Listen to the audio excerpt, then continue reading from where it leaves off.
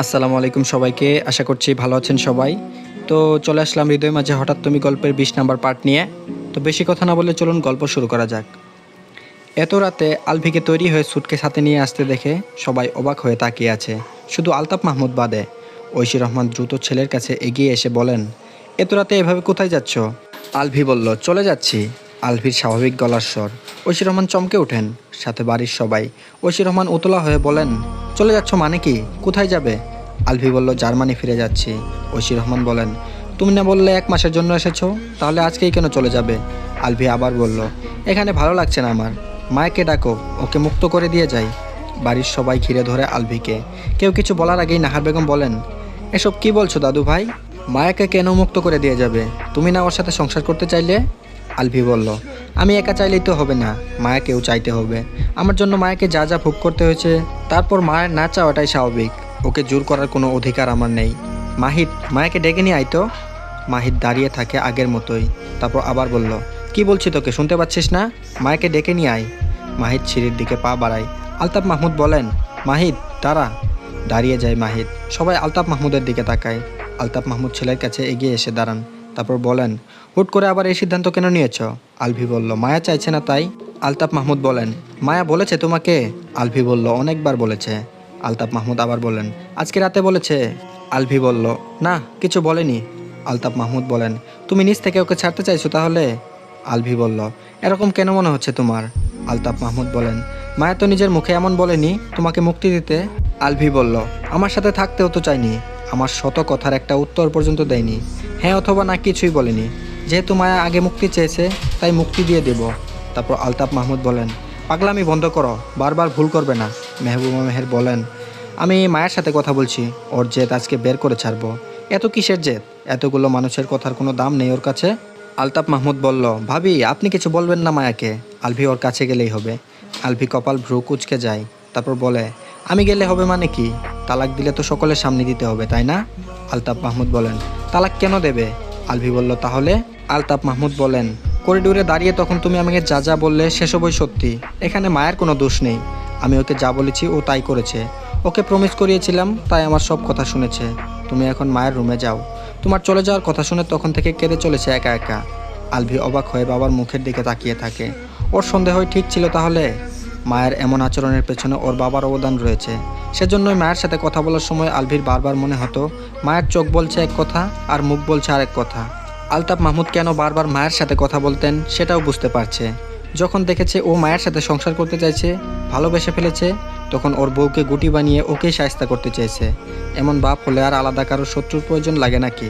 তারপর আবার বলে, কি হলো, মায়ের কাছে যাও। আলভি বলল, তার মানে আমার সন্দেহই ঠিক? আলতাফ মাহমুদ বলেন, একদম। বাপ ছেলের কথা শুনে সবাই একটু বুঝতে পারছে মায়া কেন সকলের এত বোঝানোর পরেও জেদ ধরেছিল। বাপ হয়ে ভালোই ছেলের পেছনে পড়েছিল। নাহার বেগম বলেন, কি হলো দাদু ভাই, যাও মায়ের কাছে। আলভি বাবার মুখের দিকে তাকিয়ে দাঁত কটমট করে। আলতাফ মাহমুদ ড্রোন কেয়ার ভাব নিয়ে নিজের রুমের দিকে পা বাড়িয়ে বলেন, যে যার রুমে গিয়ে ঘুমিয়ে পড়ো। মাহিত, আলভির সুটকেসটা ওর রুমে রেখে তুইও গিয়ে ঘুমিয়ে পড়। কথা বলতে বলতে চলে যান আলতাফ মাহমুদ। আলভি সিঁড়ি বেয়ে উপরে উঠতে উঠতে মুচকি হেসে মনে মনে বলে, আলতাফ মাহমুদ, তুমি চলো ডালে ডালে আর আমি চলি পাতায় পাতায়। আমি তোমারই ছেলে, তুমি কিভাবে ভাবলে আমি কিছুই বুঝতে পারবো না? তোমার চোখে চোখে কথা বলা দেখেই বুঝতে পেরেছিলাম সব। তোমার চেয়ে আমার মাথায় বুদ্ধি কম নাকি? মায়ের রুমের সামনে এসে দাঁড়ায় আলভি। রুমের ভেতর ঘুটঘুটে অন্ধকার। ফ্যানের শো শো শব্দ, সাথে মায়ের ফুপিয়ে কান্নার আওয়াজ। ধীর পায়ে ভেতরে প্রবেশ করে। ডোর ভেতর থেকে লক করে অন্ধকারে হাতড়ে হাতড়ে লাইট অন করে। রুমে নজর বুলিয়ে মায়াকে খুঁজে। ফ্লোরে বেডের সাথে ঘেঁষে বসে হাঁটুতে মুখ গুজে কাঁদছে। লাইট অন হওয়ায় মাথা তুলে তাকায় মায়া। সামনের দিকে দাঁড়িয়ে আছে আলভি। আলভিকে দেখেই মাথা নামিয়ে নেয়। আলভি মায়ের সামনে হাঁটু গেড়ে বসে। ফ্যানের বাতাসে উঠতে থাকা চুলগুলো ঠিক করে দিতে দিতে বলে, মায়াপরি। মায়া মুখ তুলে তাকায়। তারপর আলভি আবার বলল, ভালোবাসি মায়াপরি। মায়া সময় নেয় না। হুড়মুড়িয়ে হাঁটুতে ভর করে আলভির গলা জড়িয়ে ধরে শক্ত করে। এতক্ষণ ফুপিয়ে কাঁদলেও এবার শব্দ করে কেঁদে ওঠে। চোখ সামলাতে না পেরে পেছন থেকে মায়াকে নিয়ে ফ্লোরে পড়ে যায় আলভি। ফ্লোরে শুয়ে নিজেও শক্ত করে জড়িয়ে ধরে মায়াকে। মায়ার কান্না আরও বেড়ে যায়। আলভি কিছু না বলে চুপচাপ হয়ে থাকে। চার হাত পা দিয়ে পেঁচিয়ে ধরে ভালোভাবে। অনেকটা সময় ধরে কাঁদে মায়া। কান্না করতে করতে আলভির গলা ছেড়ে বুকে মুখ গুজে মিশিয়ে নেয় নিজেকে। আলভি মায়ের এলোমেলো চুল বুলিয়ে বলে, এতই যখন ভালোবাসো তাহলে শ্বশুরের কথা কেন শুনেছ? মায়া হেঁচকে তুলতে তুলতে বলে, তখন রাগের মাথায় আব্বু যা বলেছে সব শুনে ওয়াদা করে ফেলেছিলাম। আলভি বলল, শ্বশুরের সাথে মিলে ভালোই জব্দ করেছো তাই না? মায়া বলল, তুমিও আমাকে অনেক কষ্ট দিয়েছ। আলভি বলল, সেসবের সুদে আসল উসুল করলে তাহলে? মায়া বলে না কিছু। নিজের বুক থেকে মায়ের মুখ তুলে মুখের দিকে তাকায় আলভি। এইটুকু সময়ের মধ্যেই চোখ দুটো লাল হয়ে গেছে, নাক লাল হয়ে গেছে, কপালের উপর ছড়িয়ে থাকা এলোমেলো চুলগুলো সরিয়ে দেয় সযত্নে। চোখের পানি মুছে দিয়ে বলে, কেঁদে কেঁদে চোখের মুখের কী অবস্থা করেছো? মায়া আলভির চোখের দিকে তাকিয়ে থাকে। আলভি আবার বলল, আবার চুপ হয়ে গেলে কেন? মায়া বলল, ছেড়ে যেতে চাইলে কেন?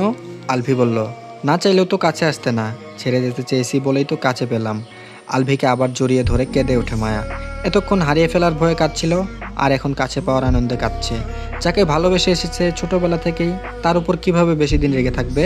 প্রথম কয়েকদিন রেগে থাকলেও কয়েকদিন পরেই রাগ খুব গলে পানি হয়ে গেছে। শ্বশুরকে ওয়াদার কারণে এই কয়েকদিন রাগের অভিনয় করেছে। আলভির সামনে বেশিক্ষণ থাকলে, ওর কথা শুনলে মায়া নিজেকে সামলাতে পারে না। ইচ্ছে করতো ভালোবাসার মানুষটির বুকে ঝাঁপিয়ে পড়তে।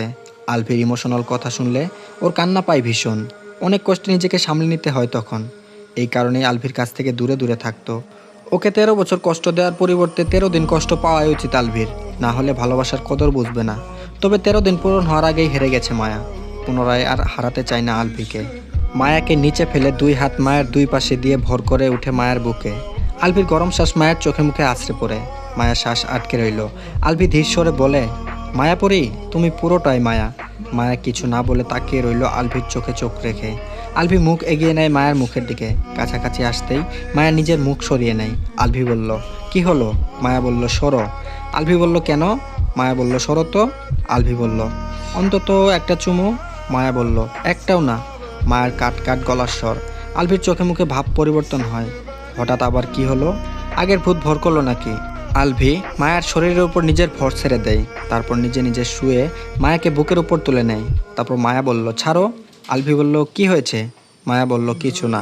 মায়াকে নিয়ে শোয়া থেকে উঠে বসে আলভি। মায়ের ওড়না দিয়ে মায়ের ভেজা চোখ গাল মুছিয়ে দেয় আবার। মায়ের এলোমেলো চুলগুলো পুনরায় ঠিক করে পেছনে ঠেলে দেয়। ফ্লোরে দুই পা ভাঁজ করে বসে সামনাসামনি। তারপর আবার বলল, রাগ কমেনি? দুদিকে মাথা নাড়ায় মায়া। রাগ কমেনি। আলভি বলল, এখনও কমেনি? মায়া বলল, না। আলভি বলল, কি করলে কমবে? মায়া বলল, তোমাকে এত সহজে মাফ করব না আমি। আলভি বলল, এমন বলে না মায়াপুরী। মায়া বলল, এমনটাই বলবো আর করব, শাস্তি পেতে হবে তোমাকে। আলভি বলল, কেন? আবার কি করলাম? মায়া বলল, অনেক কিছু। আলভি বলল, বলছি তো ভুল করে ফেলেছি, সেজন্য তো আমি অনুতপ্ত। হাজারবার সরি, বারবার সরি, প্লিজ মাফ করো, আর দূরে থেকো না। মায়া বলল, আমার কাছে আসবে না তুমি, দূরে সরো। আলভির কাছ থেকে দূরে সরে যায় মায়া। আলভির চোখ দুটো বড় বড় হয়ে যায়। এমন করছে কেন? মায়ার দিকে এগিয়ে যায়। মায়া বসা থেকে উঠে সরে যায় আবার। বলছি না আসবে না আমার কাছে। আলভি অবাক হয়ে বলে, কি হয়েছে? ছোঁয়ার আগে ছেদ করছো কেন এভাবে? নিশ্চয় আমার মির্জাফর বাপটা আরও কিছু শিখিয়ে দিয়েছে। মায়া বলল, বাপের তো আর খেয়ে দেয়ে কাজ নেই, সব শিখিয়ে দেবে। আর আমি কি এখনো ছোট নাকি? যথেষ্ট বুদ্ধি আছে আমার। আলভি বলল, তুমি তো আব্বুর কথা শুনে এতদিন এমন করেছো। মায়া বলল, কে বলেছে সব কিছু আব্বুর কথা শুনে করেছি? প্রথমে যা করেছি বলেছি সব নিজের রাগের মাথায়। আব্বু আমাকে কিছু বলার আগেই তো আমি সিদ্ধান্ত নিয়েছিলাম তোমাকে জীবনেও আমার কাছে ঘেঁষতে দেব না, থাকবোই না তোমার সাথে। আব্বু বোঝানোর পরেই তো তোমার সাথে থাকতে রাজি হয়েছিলাম। আব্বু শুধু বলেছিল আমি যেন সহজে তোমাকে মাফ না করি, তোমার মিষ্টি মিষ্টি কথায় গলে না যায়, অন্তত পক্ষে 13 দিন তোমাকে আমার কাছে না আসতে দেই। আব্বু হয়তো বুঝতে পেরেছিল আমি তোমার ইমোশনাল কথা শুনলে গলে যাব, তাই প্রমিস করিয়েছিল। ভাগ্যিস প্রমিস করিয়েছিল, নয়তো সত্যি সত্যিই তোমার ইমোশনাল কথা শুনে আরও আগেই বোধহয় গলে যেতাম। তোমার ইমোশনাল কথা শুনলে তোমার জাত শত্রুও গলে যাবে। আলভি বলল, তাহলে তুমি এখন গলছো না কেন? মায়া বলল, গলেই গেছি বলেই তো ভালোবাসা স্বীকার করেছি, তোমার সাথে থাকার সিদ্ধান্ত নিয়েছি, মাফ করে দিয়েছি সেটা বলিনি একবারও। আগামী 7 দিন মনের ভুলেও আমার কাছে ঘেঁষার চেষ্টা করবে না। আলভি বলল, এভাবে বলছো কেন? মায়া বলল, আমাকে তুমি যেই কষ্ট দিয়েছো সেই তুলনায় তুমি চুল পরিমাণ কষ্টও পাওনি, তাই তোমাকে আরও কষ্ট শাস্তি পেতে হবে। আলভি বলল, এটা কেমন কথা? এমন বলতে নেই শোনা। মায়া বলল, আগামী 1 সপ্তাহ তুমি আমার ধারে কাছেও আসবে না, এটাই ফাইনাল। কি ভেবেছো তুমি? ইমোশনাল ব্ল্যাকমেল করে আমার মুখ দিয়ে ভালোবাসা স্বীকার করিয়ে ভালো থাকবে তুমি? No, never. মায়ের মুখের দিকে অসহায় চোখে তাকিয়ে রইল আলভি। কি বউ রে, ওর চেয়ে কয়েক কাঠি উপরে। আলভি বলল, তুমি এতক্ষণ আমার বুকে মুখ গুজে আমাকে শাস্তি দেওয়ার প্ল্যান সাজাচ্ছিলে? মায়া বলল, হ্যাঁ। আলভি বলল, আল্লাহ সহ্য করবে না এত বড় অন্যায়। মায়া বলল, কে বলেছে? আলভি বলল, তুমি আমার মির্জাফর বাপের বুদ্ধি শুনে আমাকে মেরেছিলে। মায়া বলল, একদম না, তখন তো রাগের মাথায় মেরেছি, সেজন্য আবার সরিও বলেছি। আমার কথা প্রথমে শুনলেই হতো, বউয়ের হাতে আর মার খেতে হতো না।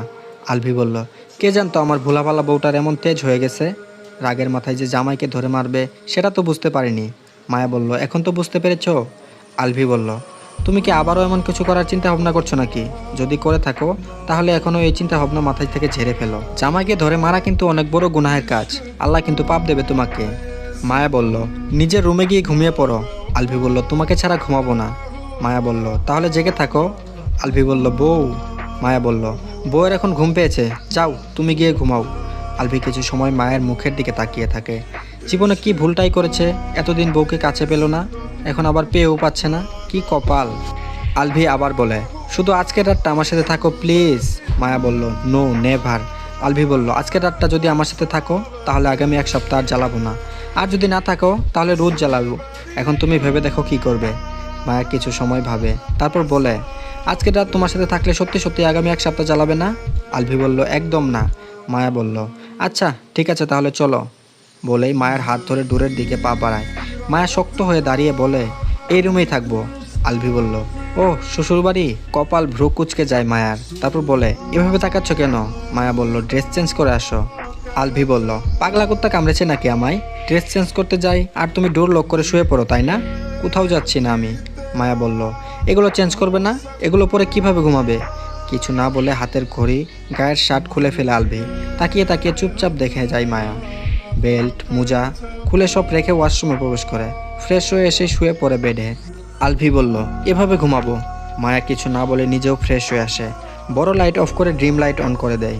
বেডে উঠে মাঝখানে কোল বালিশ রেখে বলে, মনের ভুলেও বালিশের এপাশে আসবে না। হা হয়ে যায় আলভি। অবাক কণ্ঠে বলে, মানে কি? মাঝখানে এভাবে ভারত পাকিস্তানের বর্ডার দিচ্ছ কেন?